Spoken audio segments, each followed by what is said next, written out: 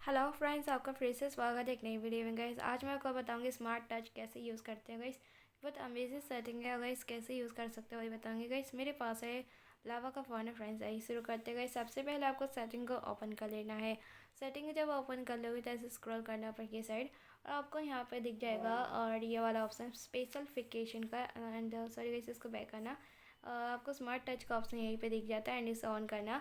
जब इसे ऑन करोगे तो ऐसे ब्लैक कलर का शेडो शो हो जाता है। सो गाइस अगर गेस्चर पे क्लिक करोगे तो एक बार टैप करोगे तो बैक होगा। अगर डबल टैप क्लिक करोगे शेडो पे तो होम हो जाएगा।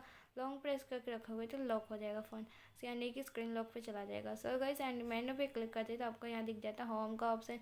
ये है कंट्रोल पैनल एंड ये है रिसेंट वाले चीज़ लाने के लिए एंड लॉक स्क्रीन और ये सेटिंग। सो गाइस इस तरीके से जो अमेजिंग सेटिंग आप जरूर ट्राई करना। और इस तरीके से ऑफ होता है, इस तरीके से ऑन होता है।